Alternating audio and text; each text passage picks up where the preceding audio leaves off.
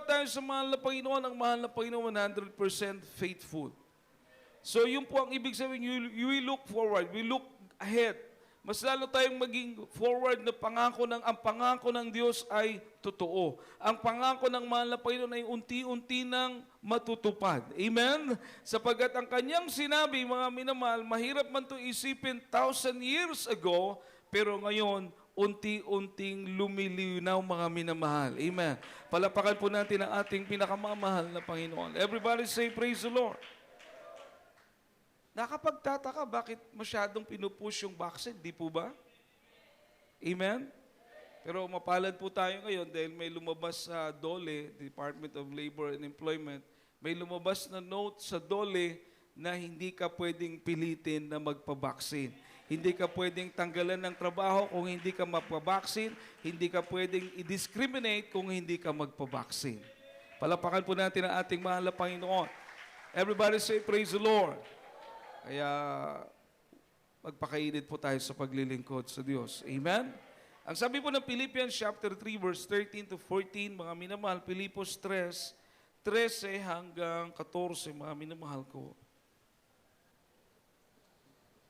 Sa basahon sa Filipos, Kapitulo 3, versikulo 13 hanggang 14. 13 hangtod 14. Mga igsoon, wala ko pa gayon isipang ako nagakupot na, apan usa ka butang akong gibuhat. Hikalimtan ko ang mabutang nga gitalikdan ug nagakabot ako sa mabutang nga nagauna. Nagapadayon ako paingon sa daganan ngadto sa ganti sa labing hataas nga pagtawag sa Dios diha kang Kristo Jesus. Palapakan po natin ang salita natin, mahal na Panginoon, minamahal, God bless you po. Brethren, account not myself to have apprehended, but this one thing I do, forgetting those things which are behind, and reaching forth unto those things which are before. 14, I press toward the mark for the prize of the high calling of God in Christ Jesus. Everybody say, praise the Lord. Hindi po siya, kumbaga si Apostle Pablo, minamal, hindi po siya yung na iniisip niya na naabot niya na. Kumbaga, bagamat mataas po yung kanyang katungkulan, mataas yung kanyang masasabi po natin spiritual level, pero hindi na sinasabing naabot niya na yung gusto niyang abutin. Amen? Yung pangako ng mahal na Panginoon. Everybody say, praise the Lord. Bagkus ang nilalagay niya sa isip niya, yung mga nasa likod niya, tapos na yon. Kailangan gumawa pa ako sa mga araw pang darating sa paglilingkod sa ating pinakamamahal na Panginoon. Tinitignan niya po yung mataas na pagkatawag sa Kanya ng Diyos. Everybody say, praise the Lord. Maaring hindi ka preacher, maaring ikay kapatiran, maaring hindi ka choir member, maaring choir member ka, maaring ikay may ginagampanan sa gawain, musician, o part-time preacher, o kaya helps, mga minamahal. Maaring may ginagampanan ka o wala ka mang gaanong ginagampanan sa gawain, pero ang Diyos na tumawag sa ating lahat ay iisang Diyos. Palapakan po natin ang ating mahal na Panginoon. Everybody say, praise the Lord. Ang ibig kong sabihin, dahil isang Diyos ang tumawag sa atin, kung ang tingin ni Apostol Pablo na ang pagkakatawag sa kanya ng mahal na Panginoon ay mataas, dapat ganun ka rin. Amen? Mataas ang pagkakatawag ng Diyos sa iyo at sa akin. Palapakan po natin ang ating pinakamamahal na Panginoon. Bigyan po natin ito ng mabigat na halaga. Everybody say, praise the Lord. Everybody say, praise the Lord. So mga minamalang sabi dito, kung may crisis man, katulad nito, vaccine, COVID, ano pa yan, mga minamahal, yung mga ini-expect natin na mark of the beast, whatsoever it is, mga minamahal, anuman po yan ng mga bagay na parang crisis na nasa harapan natin, hindi po ito forever. Ito po ay matatapos.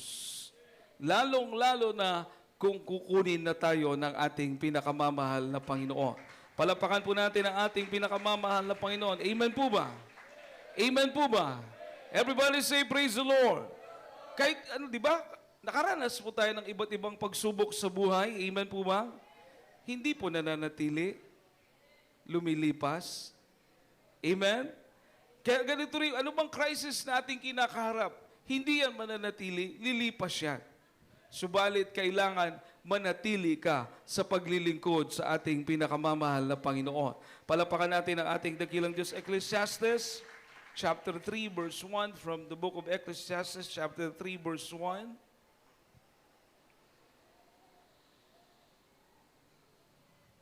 Ecclesiastes 3 verse 1. Ecclesiastes chapter 3 verse 1. Adunay panahon alang sa tanang butang, o panahon alang sa tagsatagsa katuyo ilalom sa langit. Everybody say, praise the Lord. God bless you po. To everything there is a season and a time to every purpose under the heaven. So lahat ng bagay, season after season, time after time. Kung may crisis, matatapos din. Kung may pagsubok, matatapos din.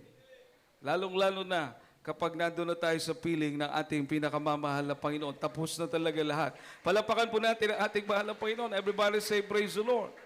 Sa ating na mga Kristiyano, araw-araw dapat maghanda po tayo. Amen? Amen?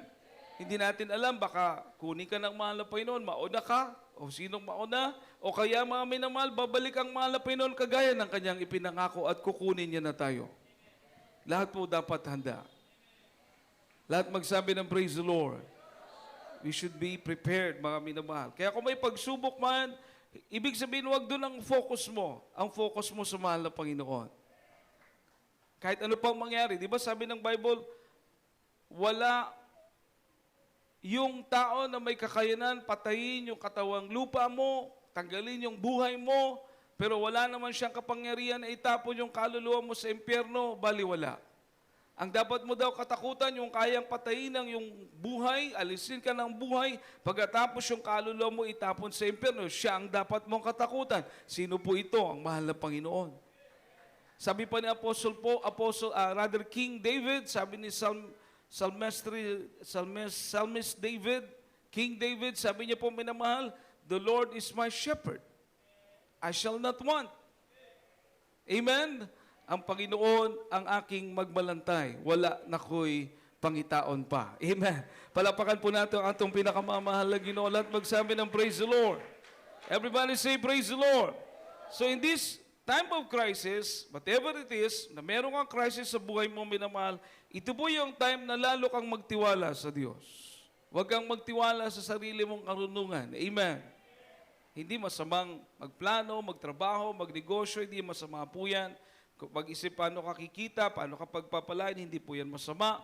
Pero kailangan, huwag mong kalilimutan na mas iniingatan mo ang kayamanan na kaligtasan na binigay sa iyo ng ating pinakamamahal na Panginoon. Amen? Papalapakan po ba natin ang ating mahal na Panginoon? Everybody say, praise the Lord. So ito po yung panahon na dagdagan mo yung lalo mong pagtitiwala sa Diyos. Amen po ba? Proverbs chapter 3 verses 5 to 6, mga minamahal, from the book of Proverbs chapter 3 verse 5 to 6. Proverbio, Kapitulo 3, versikulo 5, ngadto sa 6. Salig sa Dios sa bugos mong kasing-kasing, ug ayaw pagsalig sa imong kaugalingong sa labutan. Sa tanan nimong mga dalan, ilha siya, ug siya magamando sa imong mga alagianan. Amen. Amen. God bless you po, beloved brother Rex. Everybody say, praise the Lord.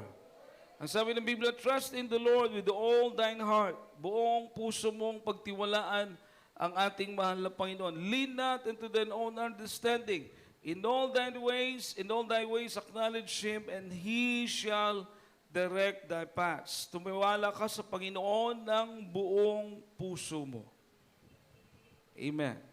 Hindi po kalahati, hindi 1/4, hindi pusong nag-aalinlangan, kundi tumiwala ka sa Panginoon ng buong puso.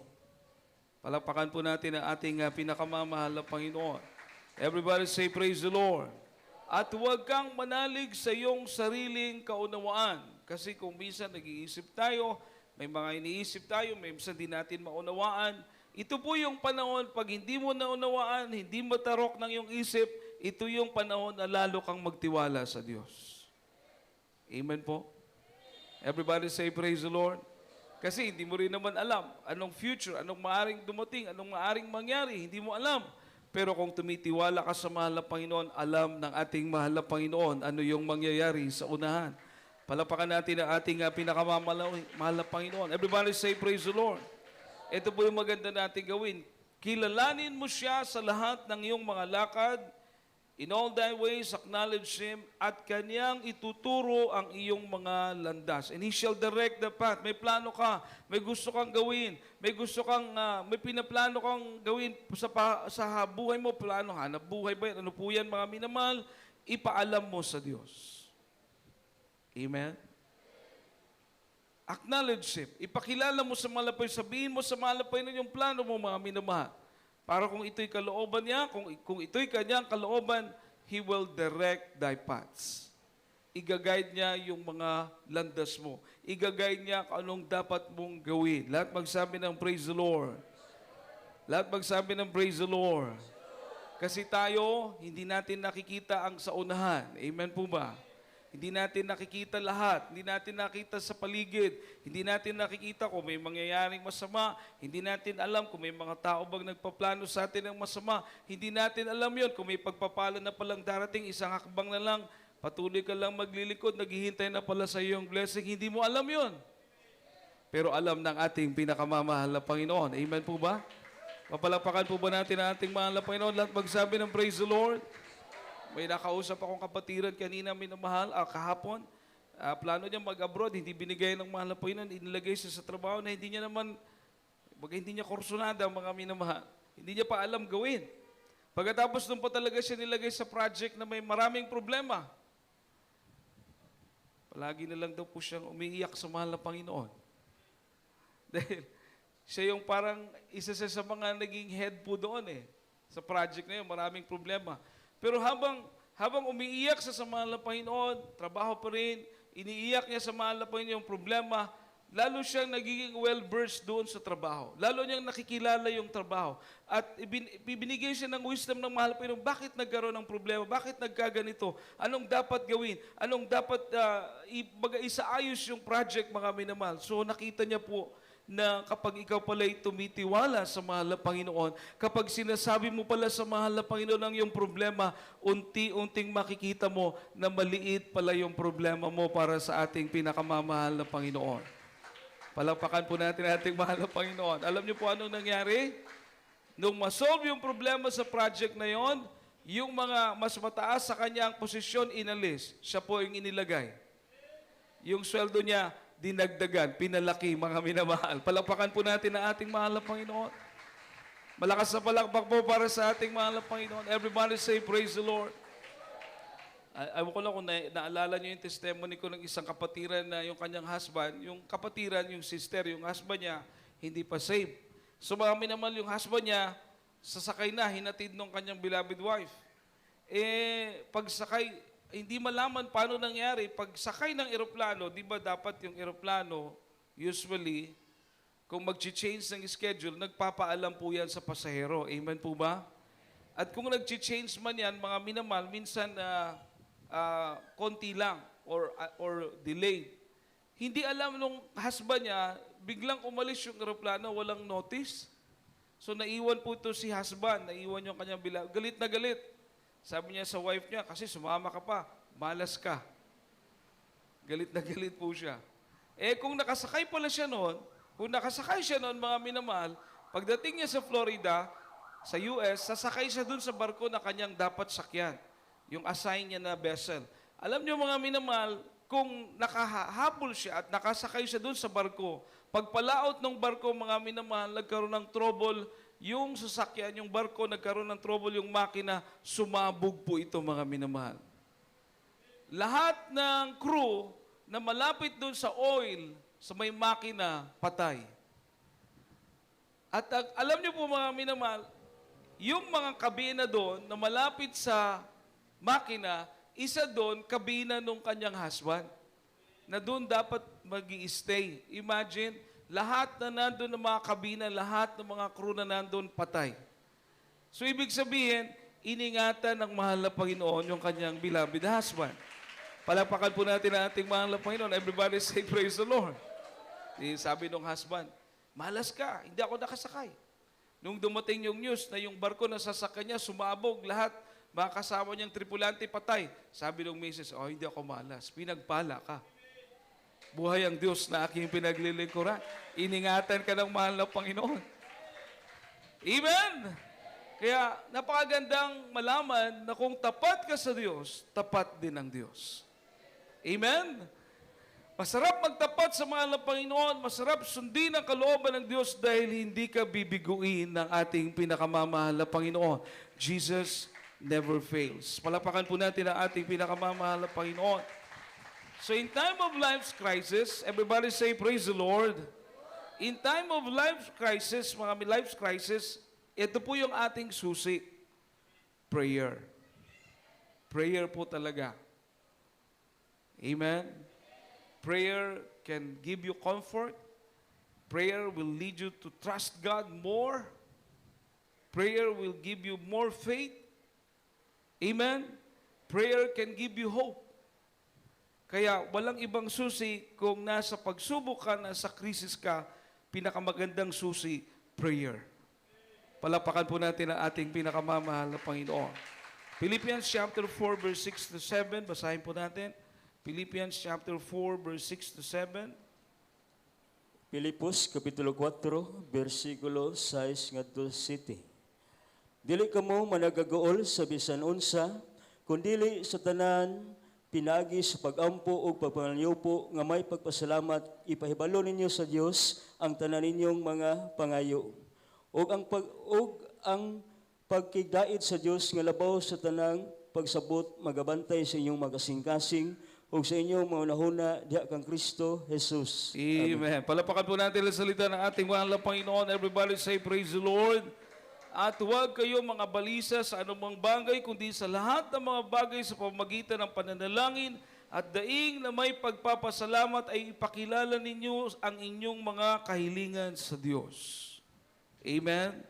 Kung anong sitwasyon meron ka, anong krisis meron ka, anong problema meron ka, mga minamahal, ang sabi ng Biblia, huwag kang mag-alala, bagkus manalangin ka.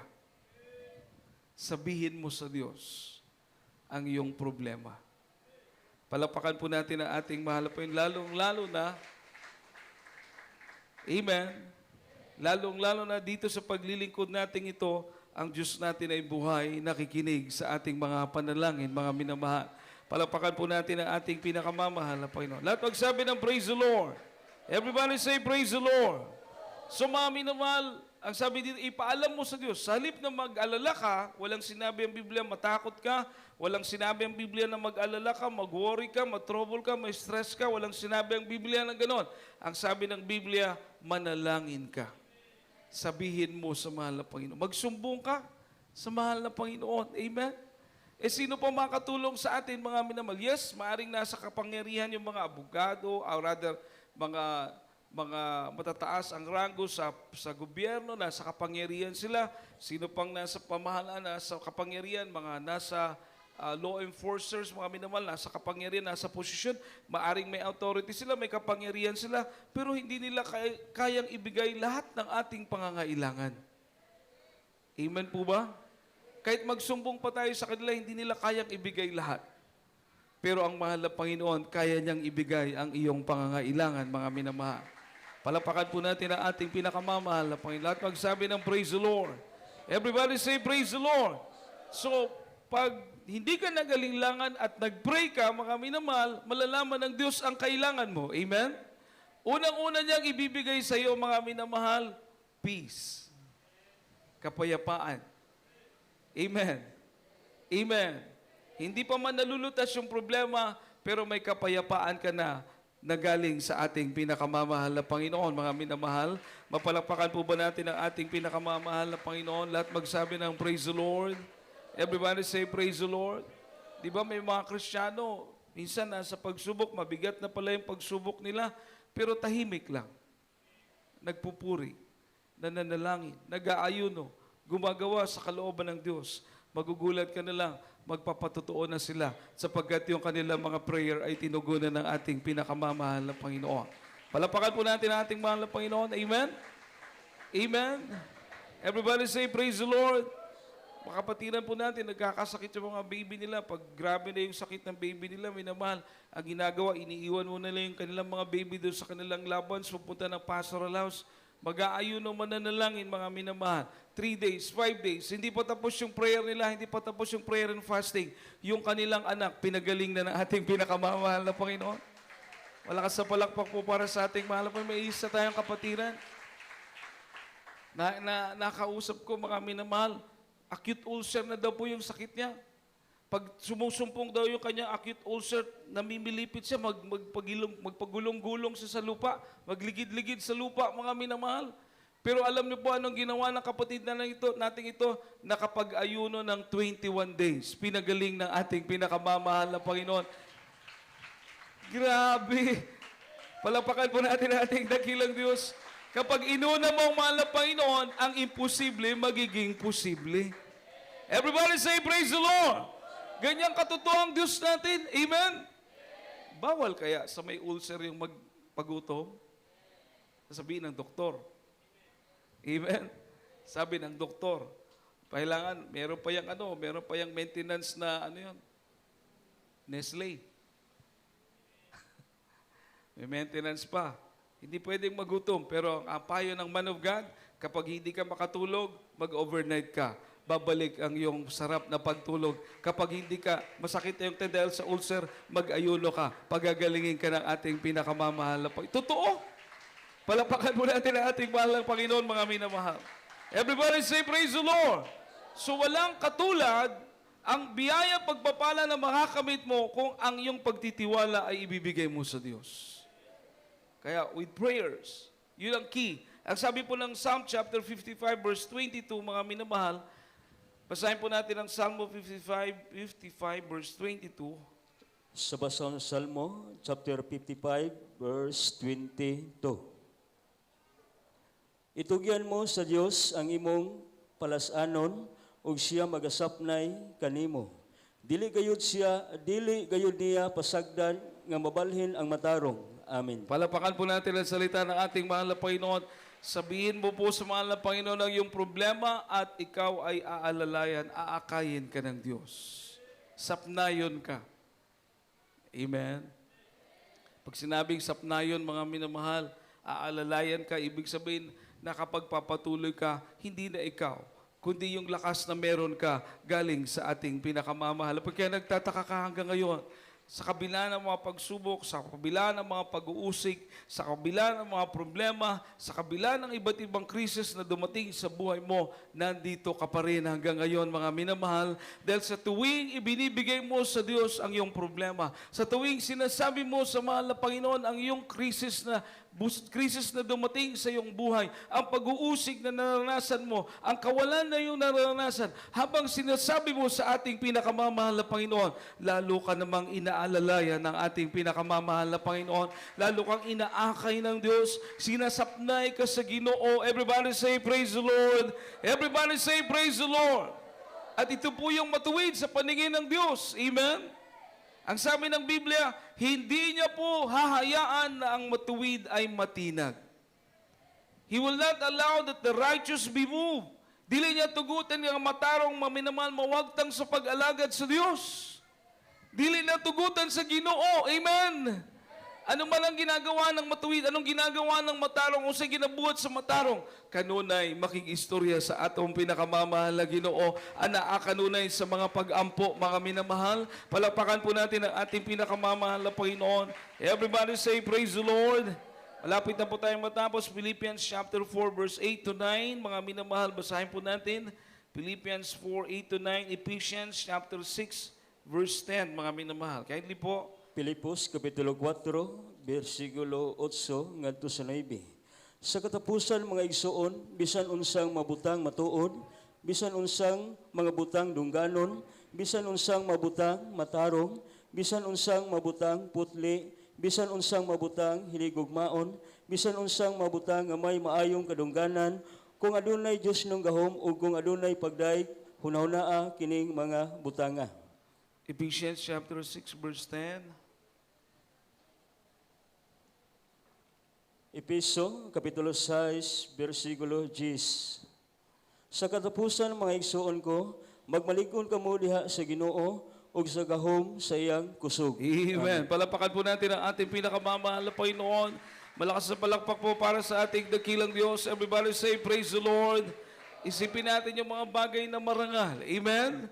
Isipin natin yung mga bagay na totoo. Yung ginawa ng Diyos sa atin na hindi natin pwedeng pasinungalingan. Diyos ang nagbago ng ating mga buhay. Diyos ang nagpagaling ng ating mga karamdaman.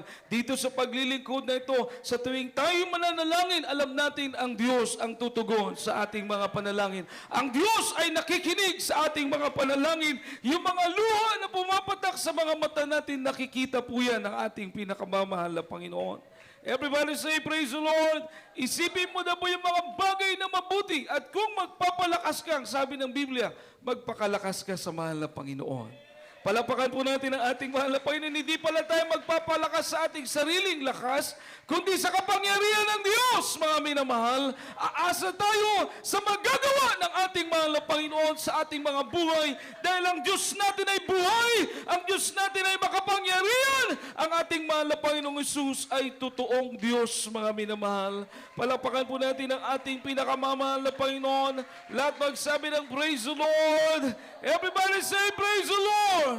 Purihin ang Diyos, minamahal, kahit napakapangalad natin, mga minamahal. Dahil sa paglilingkod na ito, buhay ang Diyos na ating pinaglilingkuran. Totoo ang ating mahal na Panginoon na ating pinaglilingkuran, na ating sinasamba araw at gabi, mga minamahal. Hallelujah! Totoo ang Diyos na nag-ingat sa ating mahal na pastor sa dako ng Talipaw. Mga prayer warriors, mga minamahal, sa bingit sila ng kamatayan, pero walang kamatayan na dumating sa kanila, mga minamahal. Dahil totoo ang Diyos na ating pinaglilingkuran. Walang bala na nakasakit sa kanila.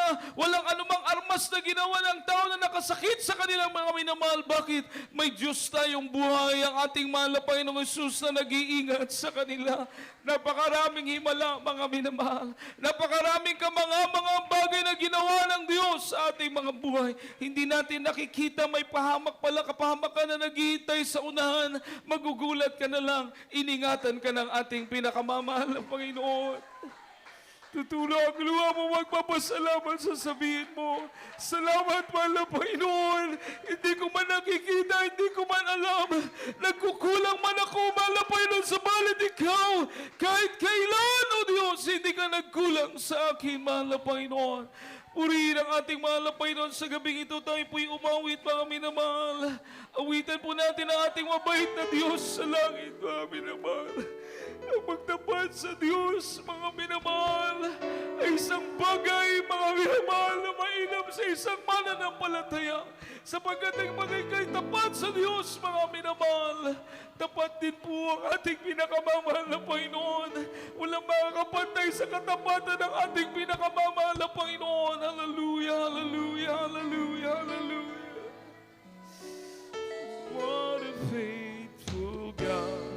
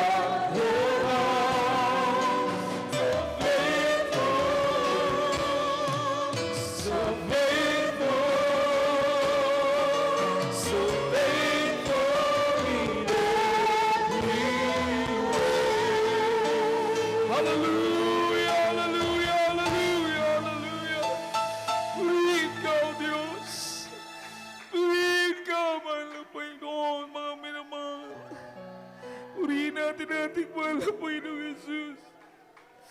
Hallelujah! Sa paglilingkod sa Diyos, nandiyan po minamalang Diyos, hindi na kulang sa bawat isa sa atin. Nandiyan po minamahal tayo kinabagahan ng ating pinakamamahal na Panginoon. Nandiyan ang provision ng Diyos. Nandiyan ang pag-iingat ng mahal na Panginoon.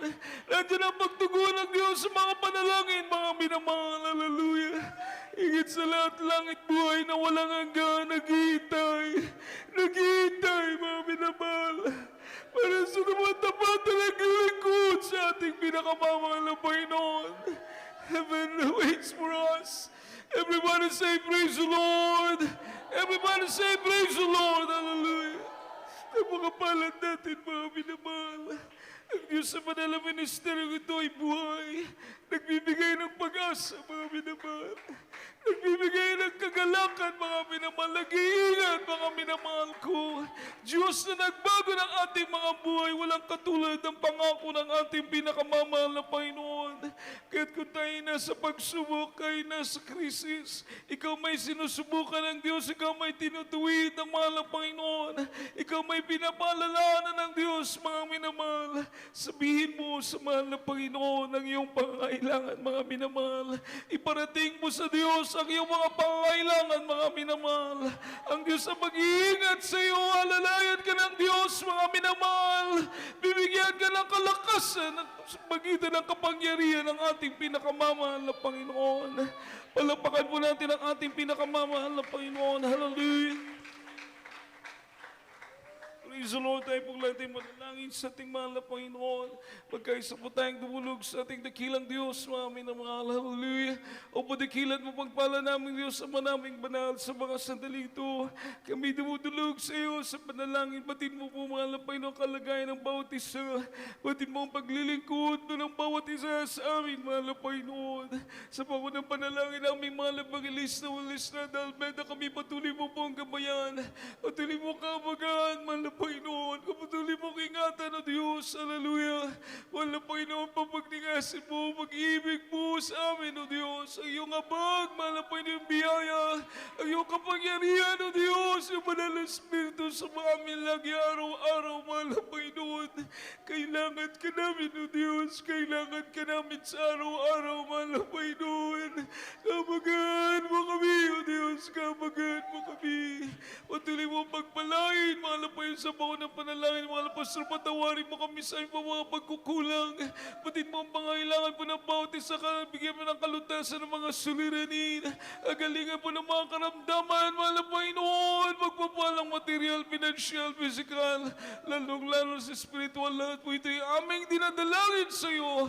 Sa makapangyariang pangalan mo, mahal naming Panginoong Jesus. We pray, amen and amen, hallelujah.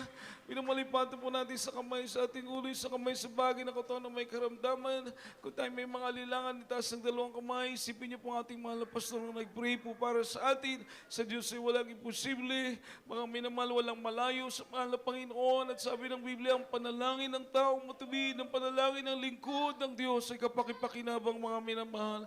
Hallelujah! Hallelujah! Po dakilan mo pagmalang Diyos, may sana pa kami dumudulog sa mga panalangin, sa mga panalangin ay mahal Evangelista Willis Dalmeda. O Diyos, kabagaan mo kaming lahat, mahal na Panginoon, kabagaan mo kaming lahat, O Diyos. Sa makapangyariang pangalan mo, mahal na Panginoon Jesus, aming sinasulat, di mo ay ng mga karamdaman, cancer, leukemia, TB, diabetes, ulcer, yung mga katarak, di mo niya nilangan, panlulupay-pay, kawalan, lumayo sa makapangyariang pangalan ni Jesus, in the mighty name of Jesus, devils of infirmities, problem, doubts, unbelief, sickness, poverty, cast out from us. In Jesus' name, in Jesus' name. Amen and amen. Hallelujah, hallelujah. Praise the Lord. Puri po ating mahal na Panginoon, mga minamahal tayo po lahat ito po yun. Sa token of our faith, tayo po tumalon 3 beses, sabay sigaw, minamahal, hallelujah. Praise the Lord. Ipabot natin sa mahal na Panginoon ating taus-puso pagpapasalamat.